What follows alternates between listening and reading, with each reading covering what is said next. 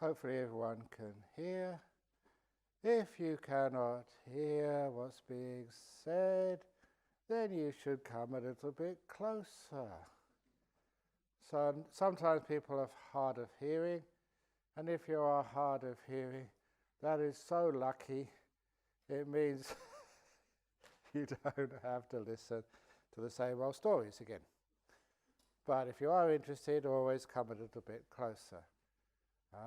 Now, first of all, the meditation which we're doing over here, sometimes people keep asking, well, what do they teach you in meditation over in Jhana Grove? And what type of meditation does Ajahn Brahm teach? And sometimes those questions just tell me that there's been so much, and this is the first time some of you will hear this word, so much gomayang about the types of meditation. Gomayang, for those of you who haven't heard me teach before, go is a word for a bull, a male big cow. And mayang is what comes, the solid stuff which comes out of the back side of the cow. I think some of you have got it already. But because I'm a monk, there's some words you're not really supposed to say, like bullshit. So I only say it once, and now it becomes the word gomayang. And sometimes it means the same thing, but that's Pali. So when I say gomayang, you know what I mean. So people have a lot of gomayang about what meditation is. And so how do you know if you're going on the correct path or not? Is this really leading into good meditation, or is it not? What's happening? And the gold standard is what the Buddha said to the first nun, Mahapajapati, and also to Upali, said, if it's leading in the right direction, leading to more peace, more happiness, more stillness, more clarity, leading to things disappearing, renouncing, enlightenment, if it's going in the right direction, then you can tell that yes, this is the correct type of meditation. Because at first, it's so hard to know, what to do, what not to do. You may have a charismatic monk or charismatic nuns or charismatic presidents. Just because that many people get enamored of them does not mean that what they're saying is the truth. And it's just for us. We always like to hear what we want to hear. But instead, we have to find out, is this leading in the right direction or not? So to find out if it's leading in the right direction, we have these little standards. Are you getting more peaceful, more relaxed, more healthy, less cranky, less upset? If you are, it must be leading in the right direction. So there's a simile, which I usually do later on in the retreat, but it just comes up right now, that how to deal with doubt, in the practice. So am I doing it the right way, or whatever? And that little simile was when I was a young man. I was a Buddhist at 16. I started calling myself a Buddhist just through reading books, didn't really know where to go, what to do, how to deepen that practice. But at least when I had a vacation at university, I'd usually get a job, get a little bit of money, and then hardly spend it because I needed it for so many things. And for my holidays, I used to sort of basically go up into the very north of Scotland and just in the mountains, a little tent, and just stay for weeks up there, just in solitude. I love solitude, even as a young man. And there was this one occasion, it was northwest of Scotland, in the far north, was beautiful during the summertime, but you go down there this time of the year and it's just impossible to live. It's so bleak, you hardly see the sun come up because it's really far north, and it's so freezing cold. But during the summertime, it's a totally different country. It's like paradise up there. so, beautiful day, I would stop at a youth hostel for the night, just to get a shower and just to get my supplies, all filled up before you went up into the mountains in solitude again. And the warden of the youth hostel, who was a local fellow, said, well, I'm going to go have a walk up this mountain today. Do you want to come with me? And I said, yeah, sure. So it was a beautiful day. It was not a steep mountain. It was just a nice long walk. And up the top of this mountain. And when we got to the top, had to sit down and enjoy the incredible view. Beautiful, cloudless, summer's day in the north of Scotland. And I said, look, there's another mountain over there. Let's go up to the second mountain. At which point, the warden of the hostel said, nah, one mountain's enough for me today. I'm going back. See you this evening. And it was not a really good idea. I actually would blame that warden later on, because you should never go in wilderness areas by yourself. Because what happens if any accident happens, you got no one to call, you're up there for days, and you die. So, no mobile phones obviously in those days, no GPS, nothing. So, it didn't seem dangerous to me, beautiful day. So I was walking up to the second mountain, another hour or two, and in that time, I just could not believe how fast the weather changed, because this cloud bank came over from the Atlantic Ocean, and it sort of went right over the mountain I was almost at the top of, and then descended quickly. So fast that I was totally enveloped in this mist, which was so thick that I could put out my hand. I could hardly see my hand at the end of my arm. It was really dense mist. And at first I was not worried at all, because I think all you need to do is turn around and go back the way you came. No problem. And that was where the first time I discovered that human beings do not have a sense of direction. Animals do. I don't know how dogs and cats find their way home, but there was this one cat some years ago. This is not the Kit Kat, this is George.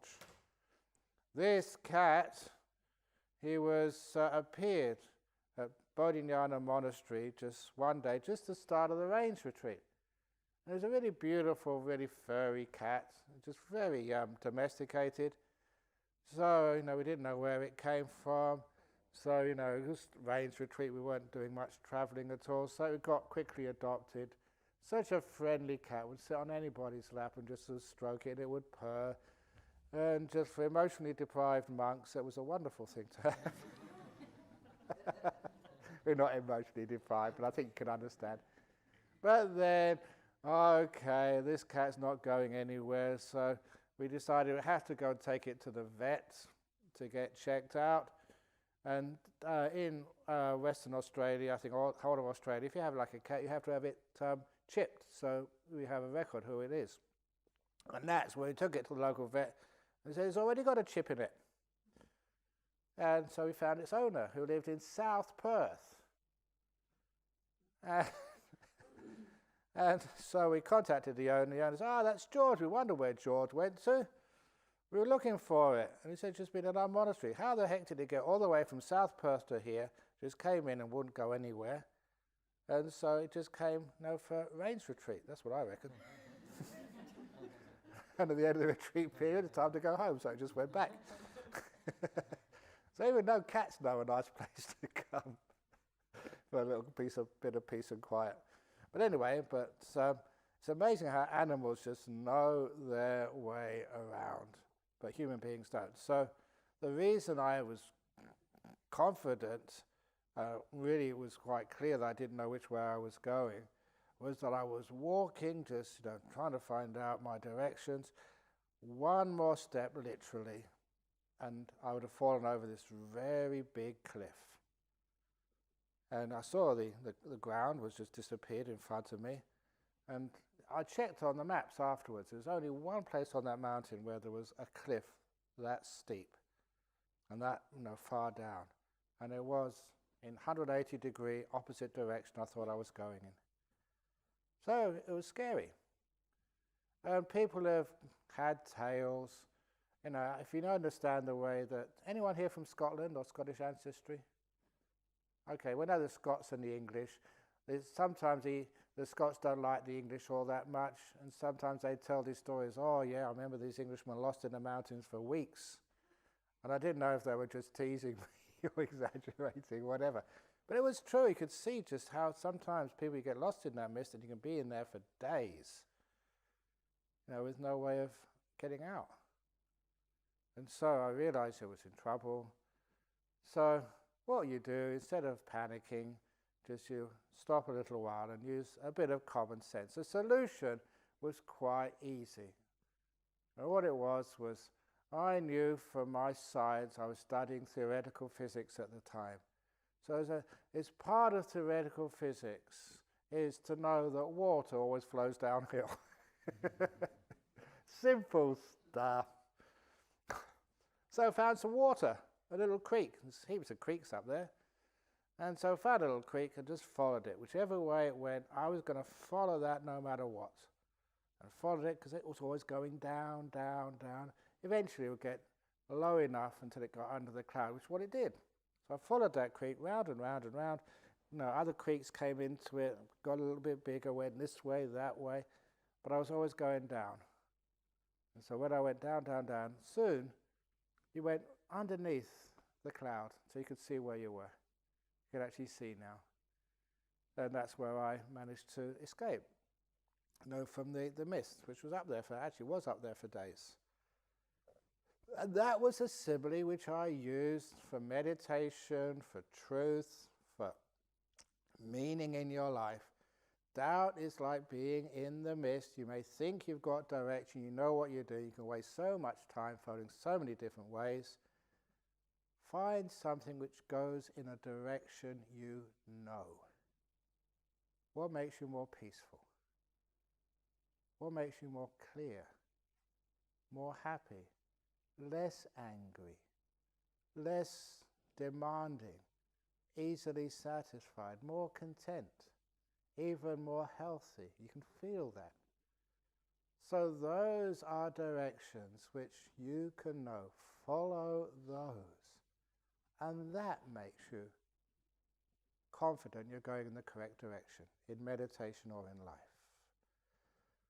So, if you should be able to notice that, but if you don't, the people you stay with can. Their stories about what happens next. Sometimes some of you have such a difficult time just getting to this place. Some of you got busy lives, you've got to get your annual leave, you've got to argue with your family, that you have to sort of come on this retreat. There's so many other demands on your time, things you're supposed to do. So it's hard. So some years ago, a lady from Sydney, she's told me she had to beg from her boss to get 1 week off, the 2 weekends and the 5 days in between. It's so busy, I need you, an important part of this organization. She begged and grovelled, that's what she said. But when she went back to her boss over in Sydney, she told me, she sent this email and said, the boss took one look at her on a Monday morning after the retreat had finished and said, what drugs have they been giving you in Jhana Grove? I don't care if they're illegal or not, but just make sure you bring me back some next time. Because she looked so happy. And a happiness and a relaxation, which, the boss noticed and thought it was just some illegal substances, not meditation. Or the times when you go back and your child says, oh, mummy, you're such a lovely mummy when you've been to meditation. Or, to keep it gender neutral, this guy used to come here years and years ago. All he wanted to go on was a weekend retreat. No, you can't go on a weekend retreat. It's such a busy time. You've got to take the kids to sport. You've got to do the shopping, fix up the shelves. There's so much stuff to do. No, you can't go. Okay, darling. And every time a weekend retreat, he told me this story. He kept asking, no, you can't go. And one day the wife was so frustrated with him. Okay, you go off on your stupid retreat and just, while I do all the work. He took that as a yes. So off he went. But the result was amazing. When he came back, he was such a lovely husband to live with. Much more sensitive and sort of, kind. And she noticed it so much, he told me, that the next time there was a weekend retreat, he never even needed to ask. She gave him the money and sent him off, go on. Because she saw the results. There was more peace, more compassion, more just softness. So sometimes coming on a retreat is not just for you. Don't think, oh, this is selfish, just meditating, you're looking after yourself. No, this is for the benefit of all the people who have to put up with you at home. You're a much nicer person after this. So it's going in the correct direction.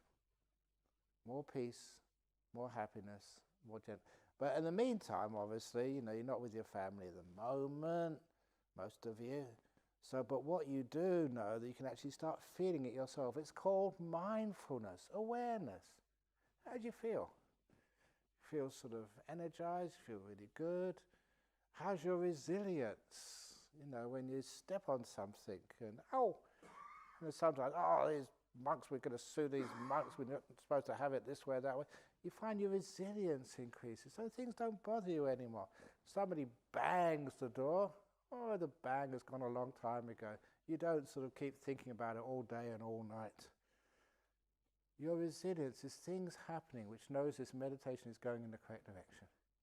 That's really important because sometimes people think meditation, right, this is it. No more teddy bears. No more cushions. This is the real stuff, okay? So, Ajahn Brahm is going to go out there and get his Zen stick. Anybody who doesn't laugh at my jokes, anybody is 1 second late. Now, people think, that's the real stuff. Yeah, that's enlightenment really fast. Yeah, that's really not this stupid namby-pamby, cream puff, teddy bear meditations. What am I going? Because I don't know about you, but we started long ago with teddy bears, only one, and now look at them, they multiplied. I don't know what they've been doing. They can't be keeping any precepts. They multiply every time. Do you notice that? Just how many more teddy bears? I don't know where they come from. Anyway. But the reason we have these and the reason we have this retreat, because it works. There's something here you can actually feel you get more peaceful and more deep in the meditation. You find it is going in the correct direction. Afterwards, you look back in things like the suttas, where the Buddha, and you say, yeah, that's what the Buddha said. Yeah, there you can see it. But sometimes people believe no pain, no gain. If you try that, one of my friends long time ago, he was being really tough on himself, just only eating just a small amount of food. He would not lay down to sleep, he'd always sleep sitting up. And he was just getting himself so tight that he was staying in this monastery, and Ajahn Chah came to visit. And during Ajahn Chah's talk, because he hadn't slept, because physical pain, he was just trying to conquer the pain through his mind. He had an epileptic fit. The only time in his life he's had a seizure, right in front of Ajahn Chah, which was fortunate because Ajahn Chah could see him. He actually fell off the bench and cracked his head open. It was actually quite dramatic, but it was, in a sense, quite useful because Ajahn Chah realized, you Westerners, you go too far. you force yourself too much. He said, that is not the middle way. And because he went that far and people saw him, especially the teacher, he realized, no, come on, just relax a bit more. You can feel whether it's the right amount, just with your body. So that brings me on to, you feel what is the correct type of meditation. How do we mean that? How do you practice that? The first part of your meditation, even if anyone looks in Anapanasati, which is part of Satipatthana, you start off arousing, sitting in a comfortable place, arousing mindfulness in your body. So you're sitting here, comfortable, on a chair. I have to mention the chairs. We have chairs on purpose, and that we went around looking for the most comfortable meditation chair, not ones, which is like armchairs or lazy boys, but ones with the right height, not too high, not too low. Obviously, you can't have one size fits all, so if it's too high for you, you put a cushion under your feet. If it's too low for you, put a cushion underneath your bum, which means that you can just get the right height for you. You can lean back, you can lean forward. You might see a few of them have armrests. If you tend to lean over to the left or the right, that's what those armrests are for, to stop you falling off. And then we went to a lot of trouble looking for comfortable meditation chairs, and that's the best we could come up with. Or you can use the mats if you want to sit on the floor, but don't think that, no, I'm tough. I am going to sit on the floor. Get rid of the cushions, come on. We're just going to... Some people really get into that stuff, and that doesn't work at all. So you find the best position for you, just whether it's a chair or whatever. Next, in meditation, we close our eyes, because with your eyes closed, you can be much more aware of your body. It's one sense is turned off, so basically you get more space in your brain to deal with physical feelings.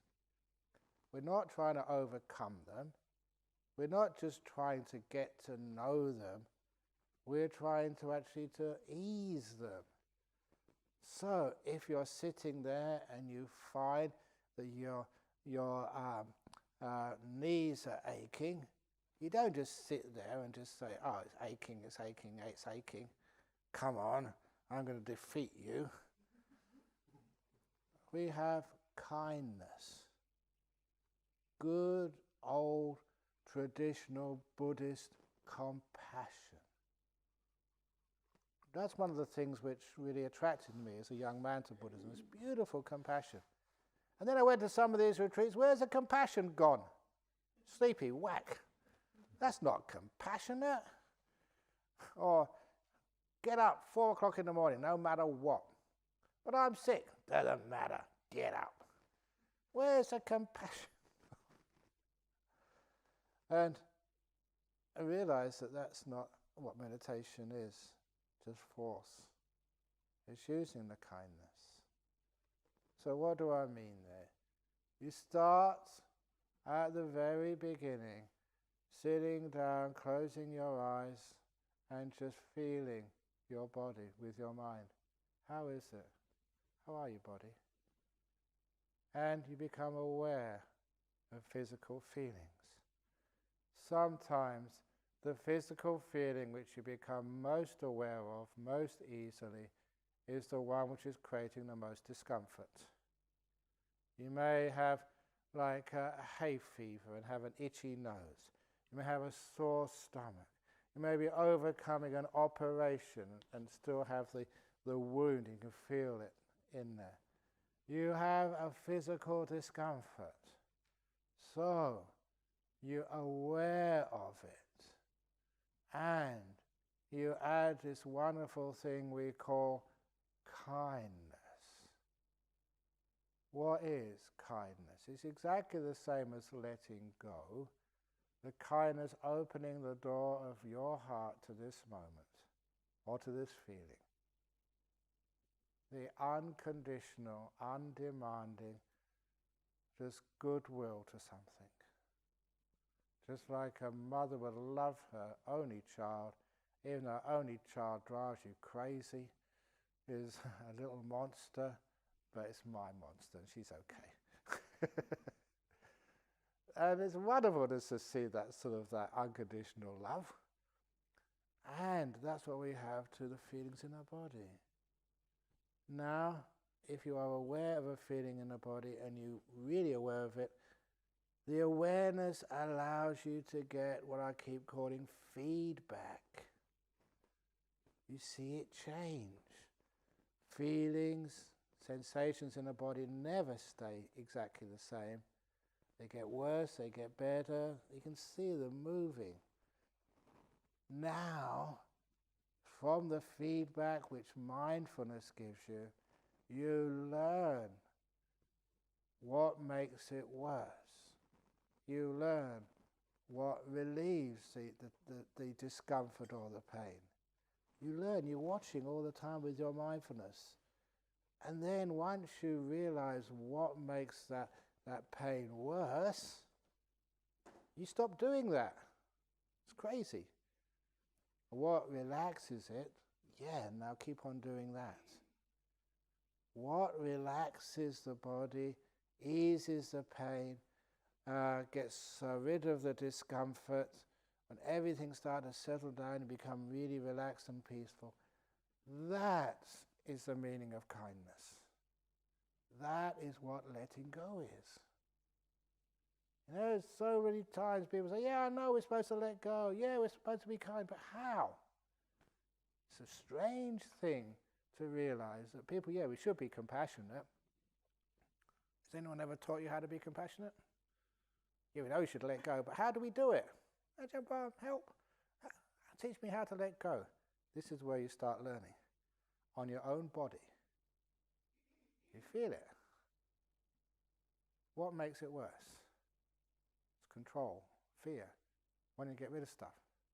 What makes it better? It's letting it be, letting go, kindness. You can feel it, relax. And it's wonderful to actually to be able to do that, to see that. And the reason we start with that, because you have a huge incentive to deal with your own body. Because you know that many people who come to these retreats, they're getting a bit on in life. Come on, be honest. We're getting past middle age, sometimes a long way past our middle age. And those people say, not me. Well, I was pretty much getting close. But your body is starting to wear out. It's not as supple and as thin and do all those things you used to do when you're young.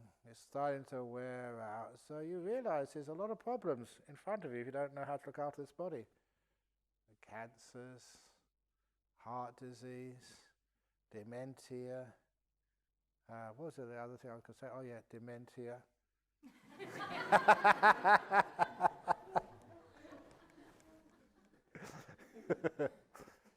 And of course dementia. But all those things which we face in life, they're pretty scary. So what are you going to do? You know, sometimes people, we feel that just we're victims, we can't do anything. And it's just as if all of our responsibility is taken away from us. And no, you can do heaps of stuff.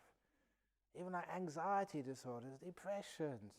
It comes in our life, but what are you doing about it? And you can do something. You can feel, what does depression feel like in your body? Don't try and get rid of it, but just feel it. The tiredness, the yuckiness. Feel it. Then you notice it changes. Sometimes it gets better, sometimes it gets worse. Why? And you'll find that what makes things get better, the following the stream going downhill, is this beautiful letting things be, kindness, compassion. So the classic story, anxiety disorder, it's a lady over in She's over here in Perth now. She was in Adelaide University at the time, dentist student. She had huge anxiety disorder, so bad that she was in bed just about all the time. And do you need something, Oh no, just sitting in the back. Huge anxiety disorder, in bed bound. And she was a university student in Australia, so had free medical care, psychologists. There was actually professors teaching psychology and psychiatry, and they couldn't help her. So, when no one else can help you, when you're really in the deep poo, who do you call? Supermonk. That was only because her uncle was a close supporter of ours. I said, oh, you go and call Ajahn Brahm. So she called me up, said what was happening to her. Really strong anxiety disorder. So, how does a good monk who knows how this body and mind works deal with this? He said, well, next, when you have an anxiety disorder, an attack, I asked her, where do you feel it on your body? Because all emotions have a corresponding feeling somewhere in your body. So she said, well, it's in my chest somewhere. And I knew she was like science, dentistry. So exactly where? Well, it's in my chest somewhere. Said, not good enough. I want coordinates. Millimeters up from your navel to the left, to the right. So I want you to, and exactly, is it just one spot, or is it a circle, a square, is it an oval, diameters? I want the whole works. And give me a call when you can give me the answer. So number one, is this a trick, a skillful means? She, number one, has something to do, instead of just letting other people tell her what to do. And secondly, she was becoming aware, mindful of the feeling in her body. She had to be really aware, because she was going to have to tell me exactly what shape it was. And so a few days later she called, she said, I've been following your instructions, and she said something like so many centimeters above her navel, a little bit to the left, circular, maybe about 12 centimeters in diameter or whatever. I said, great. Now, describe how it feels, what it feels like. It's tense. Not good enough. I want a thorough sort of, 200-word description in 3 days. Whatever. So she did that. And she gave me this, because she had to really investigate it. She was really getting to know it. And so she gave me this long description of what it felt like. I said, great. I was actually really impressed, because, you have an ache or pain somewhere, and the doctor says, what does it feel like? Well, it hurts. Yeah, I know that, but exactly how? Well, it was just painful. Thank you so much. So I really feel for doctors who have these really symptoms, which could mean anything. And they've got to somehow deduce, what the patient is experiencing. But she, because nothing else to do all day, she was there just, and when anxiety attack comes, she really got to know it. Next thing, said, now, are you mindful now? Now, when you're mindful, what makes it worse, what makes it better? And I obviously knew what makes it better. Said, next time you have an anxiety attack like that, in the area where it is, in your body, take your hand and massage it. Massage it with real lots of softness and even sensuality. Just really care for it, really look after it.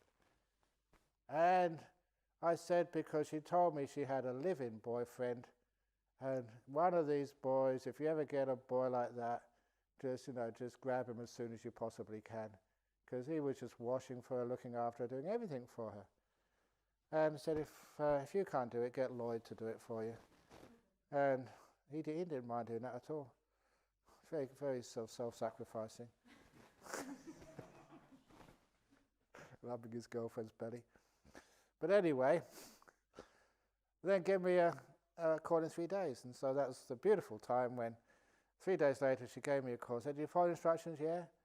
And said, did you massage the area? He said, yeah. So what happened to the feeling, the tightness, the tension, the pain, the burning in your chest when you had anxiety. Oh, that's just because I massaged it, it disappeared. So the body actually relaxed. And then the wonderful moments. What happened to the anxiety? You know, they call it eureka moments, the light bulb moments, those wonderful times in your life. You get it. And she paused. And there's a wonderful pause, only maybe 20 seconds or something. She said the anxiety went as well. Great. Don't need to call me anymore. She got it. And a couple of weeks later, she was out of bed, back to her classes. She graduated with first class honours in dentistry. And it was about a year or two later, I got my invitation to do the marriage blessing for her and Lloyd in the Sunken Gardens at UWA. Cured. Now, that was an example of the power of the mindfulness together with the letting go or the kindness. Words mean the same. Because what happens is, you realize the mindfulness, you're aware of the body. You're aware of the emotional effect of life on your body, and you learn how to relax it. Really relax it, fully relax it, and you can feel it. It disappears. No anxiety. No tumour. No, the irritable bowel syndrome, whatever else people have. No headaches, no cold, whatever else you have. You feel it, you relax it, the kindness works.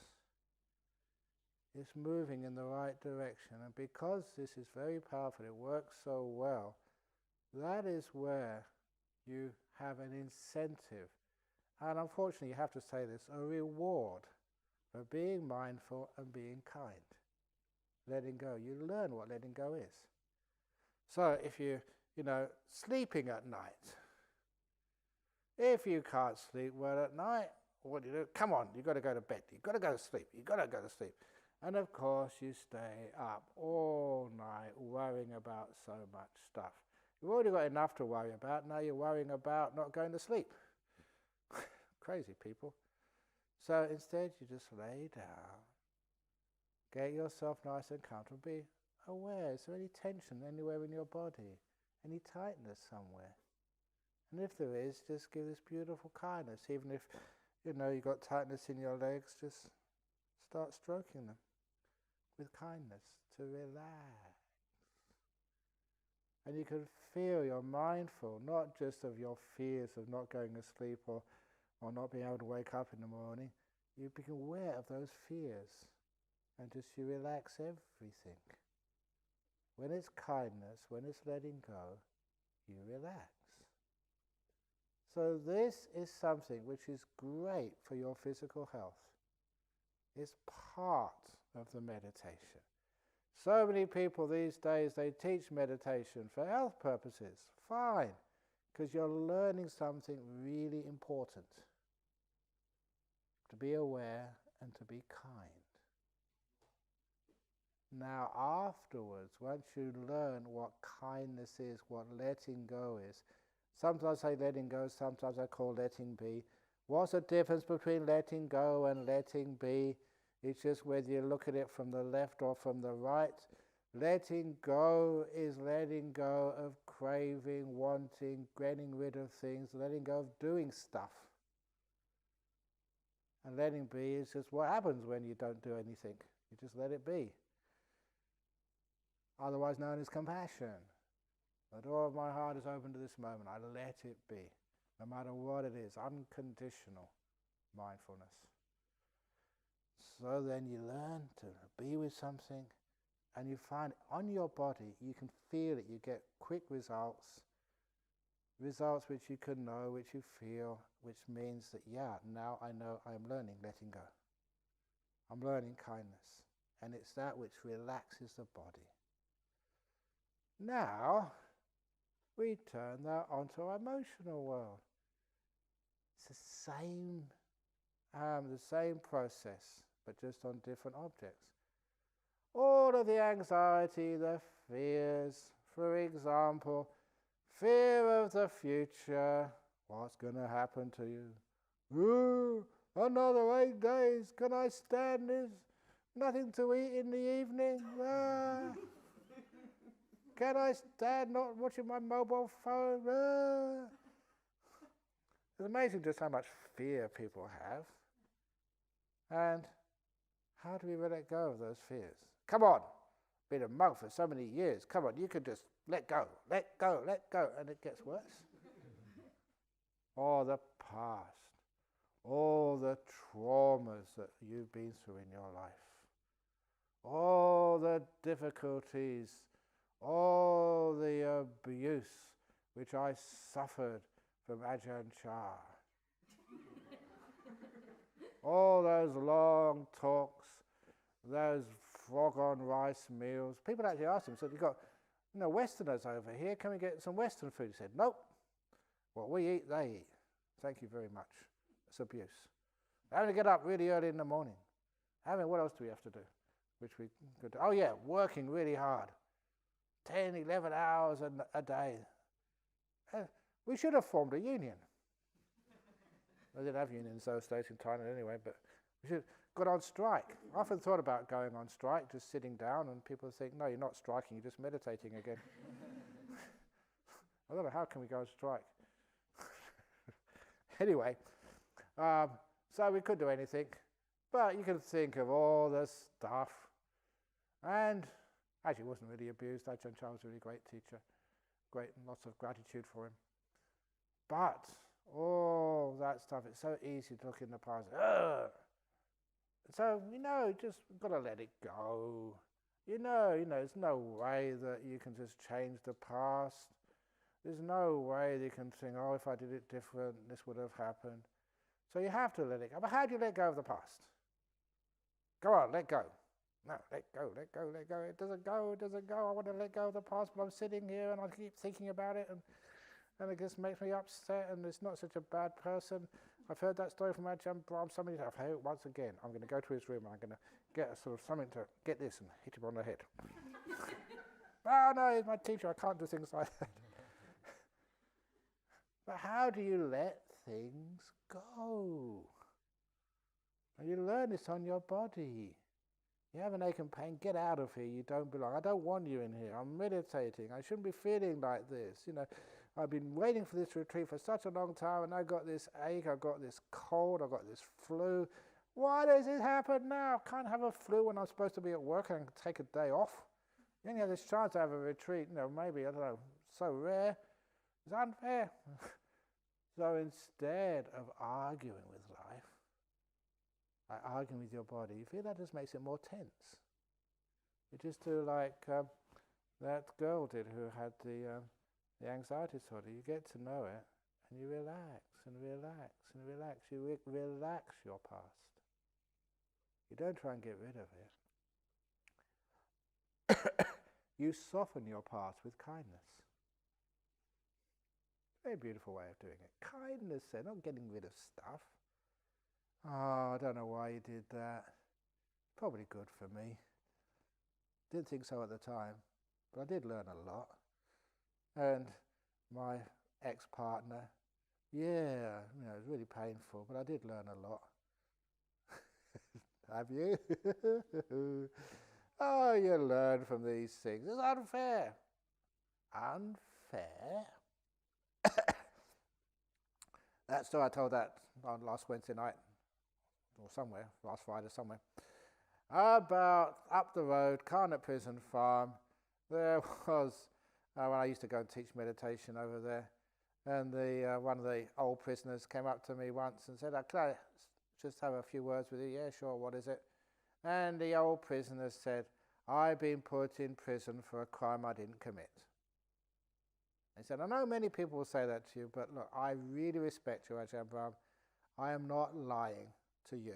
I wouldn't lie to you. I didn't do that robbery. I was set up." And every now and again you find out people who in jail for crimes they didn't do. And he said, "That was me. I didn't do that crime, and I'm being put in jail for this." And of course, I'm compassionate, and you can't just sit there and just let sort of miscarriages of justice happen.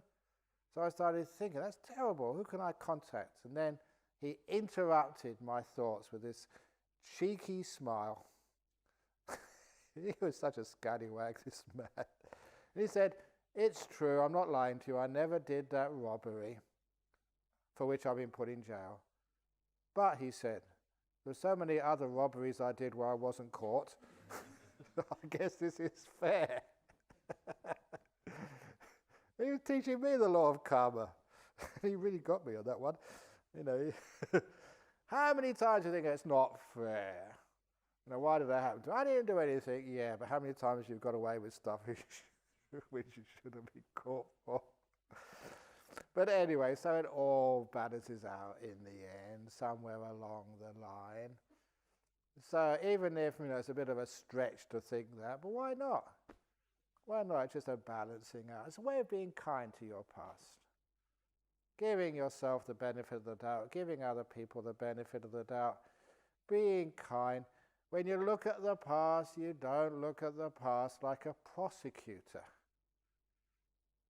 in a trial, trying to find out every possible angle to incriminate, the defendant, if you're a prosecutor. Just not believing anything they say, just trying to sort of justify your anger. But instead, when you look at the past, you should be like a defense attorney. Extenuating circumstances, different ways of perceiving what happened. Anything to be kind. And if you can do that, it's called softening the past, being compassionate towards the past. You try it. And the mindfulness will feel the past gets really soft.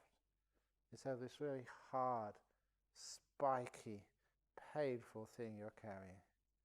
It's all nice and soft, and then it's easy to let it go. Why do you want to let it go? Because it's in your interest to let it go. It's in other people's interest to let it go. Don't be thinking, oh, we need justice. What they did to me and they're getting away. No one gets away with anything. Especially if you're a Buddhist or a Hindu and you have some understanding of the law of karma. There's no need to seek revenge because karma will get the bastard anyway. Please excuse me for using that language, but people remember that. No need to seek revenge because karma will get them anyway. So it means you can let karma do that job. So you can just let it go, relax. So you feel this is using the compassion even on the past. So here we are at the present moment. Kind to the future, kind to the past. So it just vanishes. You know the next thing you have to be kind to? The present moment. Be here now. How? Yeah, I know you're supposed to do that, but how? The power of now. Yeah, but how? And so, good old compassion again. Be kind to this present moment. Oh, present moment, you're not the best. I'm tired. Yes, I want this talk to end. I want to just go and lay down. I want something to eat. I want a cup of tea. I want to go to the toilet. I want to do something or other. I just don't want to be here. Anywhere but here. So, and sometimes you look at this place, look, it doesn't get better than this. You've got no one on your back telling you what to do. No husband, no wife, no kids screaming at you. There's no boss at work, no traffic jam to worry about, and just, wow, you're just so free here. That really sucks then when you think, oh, if I can't be happy here, I just can't be happy anywhere. I'm just hopeless, a real mess. So you are kind to this moment. Oh, it's not the best, but it's good enough. Oh, yeah, I'm tired, but it's just part of the course. Be kind to my body. Just like if you have a kid, and the kid can't go to sleep at night. Oh, there you go, kid. Mummy is here. Ajahn Brahm is here. It's all right. No need to do anything. She's fine. And you do that. It's actually really quite nice. You should try this. And you're being kind to yourself. When you're kind to yourself, kind to this moment, you find it's easy to stay here. You know, you find out the only reason why people go off into the past and future and fantasize and try and escape because they don't have enough kindness to where they already are. When you're kind to something, everything gets really soft and peaceful and beautiful. So be kind to this moment. I often say, if you're too hot, keep a cool head. If you're too cold, a warm heart. Be kind to this body, kind to the temperature, kind to all the people here. And if somebody is making all this noise, just be kind to look. This story of this, lovely little inspiring story. One of those retreats I was giving in Sydney years ago. First day, question time. I don't know how many times I had the same question. Can you please tell people, Ajahn Brahm, can you please tell people to breathe quietly? I mean, what a stupid question that was. But the reason was there was this one guy sitting there, and he was really making a loud noise when he was meditating. And many people really getting disturbed. And that's what I should have made it. Actually, I'm glad I didn't make the announcement at first because I lost a really beautiful story. I said, that fellow who just checked in with me when he first came to the retreat has this huge tumour in his sinuses. Doctors have given up all hope for him. And he's come to this retreat, what we call the last throw of the dice. Who knows, maybe meditation might help, but he's dying. When I mentioned that, there was no more complaints at all about this fellow. When they heard him breathing in sort of very noisily, they gave him so much compassion and kindness. The fellow was dying. His last hope. And that kindness which they gave him made their meditations much better as well. It wasn't the noise which was disturbing them. They were disturbing the noise, as Ajahn Chah used to say. And so they just left him alone, this beautiful kindness. And the nice part of that story was at the very end of the retreat, he was getting nowhere, still just breathing loudly, but I'll mention this again, I'm sure, the last meditation. I don't know why it is the last meditation. Always happens, the last meditation.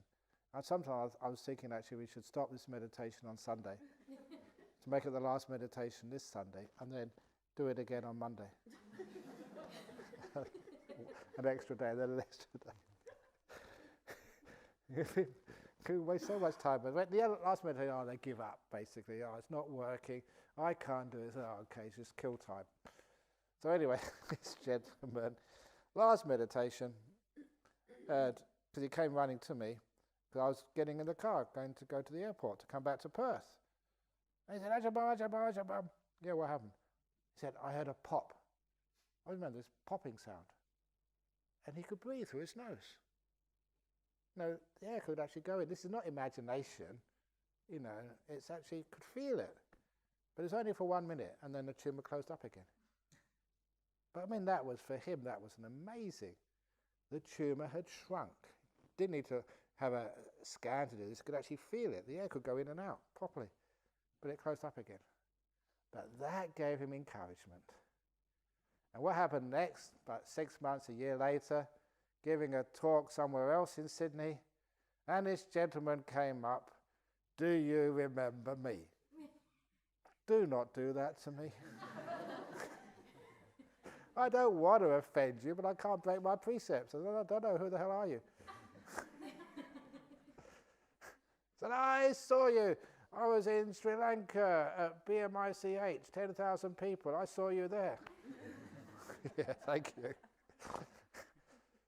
But anyway, he said, I was that guy.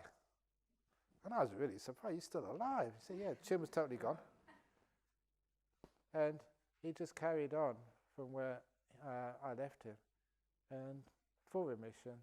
He says, I'm now, however many more years I've got left, I'm going around teaching this meditation to others.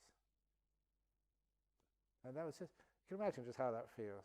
You know, the job satisfaction.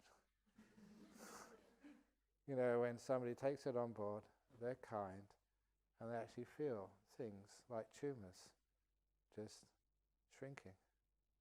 Tumour in the nose, you can notice that because, you know, you could breathe again. And he carried on, it worked. Beautiful stuff. Same thing happens with everything else in your life. When it's meditation, be kind to this moment. Yeah, there's noises around. What a wonderful story that was. Everyone really enjoyed that. They were part of it by not complaining, not kicking them out of the retreat. So be kind to other people in your room. If they have banging the doors or getting up early or making difficulty, poor things. Give them kindness. And then after a while, you're kind to this moment, kind to others, kind to your body. The results are huge. That's what I mean by following the stream downhill. You can feel the results. You don't need to have any theories about it. You know them, you're aware. Mindfulness gives you the feedback, it's happening. And that means you go in the correct direction. Many more little bits of instructions to do, but once you get in that direction, having a great time. Kind to your body, kind to one another, kind to this moment. So, I saw just a minute ago, just somebody yawning. So if you are tired, what should you do? Fight it! Come on now, I'm going to beat my tiredness. I am stronger than this. What do you do if you're tired? You take a rest. Where's the best place to take a rest? Yes. We spent a lot of money making nice beds for you. So don't just look at them. Use. We call that meditating flat out. So if you need to take a break, take a break. And feel it in your body. Does the body get better? Do you feel more relaxed, more tense? What's the result? If you feel really dozy because you've already slept way too much anyway, you don't really need any more sleep, you will notice that in your own body. It's just too much. So feel it and get to know just how to relax the body and how to be happy in this moment. And after a while, if you don't really need to have a sleep, you just go and get a cup of tea, cup of coffee, glass of water, juice, whatever it is, and just sit out in front of the kitchen or the dining area. It's a beautiful little place there. Nice chairs. You don't need to do anything, say anything. Just sit there and I always say, just watch the trees grow. It's amazing. This place has been, I don't know how many years now, almost 10 years, I think. How many years now, Bianca, is this place? 9 years, 8 years, something around that. Anyway, those trees have grown. They do grow, but you've got to be very aware and very still. If you look away, that's when they grow. In other words, an excuse for just sitting there doing nothing and just relax, chill out, and enjoy the beautiful scenery. It's not too hot today, not too cold. Beautiful time of the year, so enjoy it. There we go. So that's the talk. More to come later on. Sadhu, sadhu, sadhu.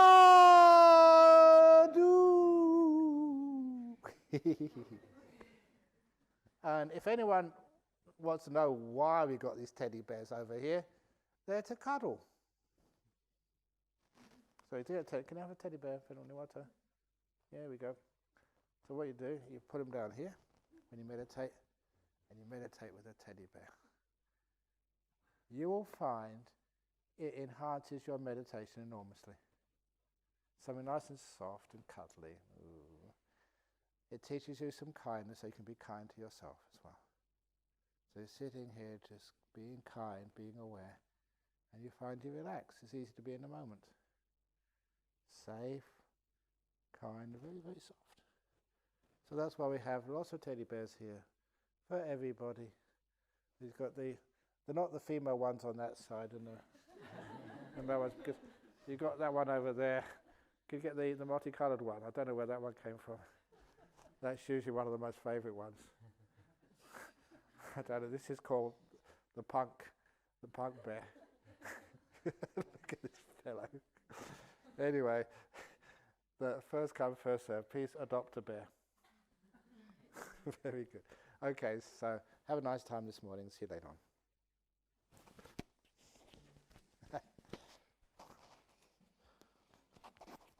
It's a great bear, isn't it?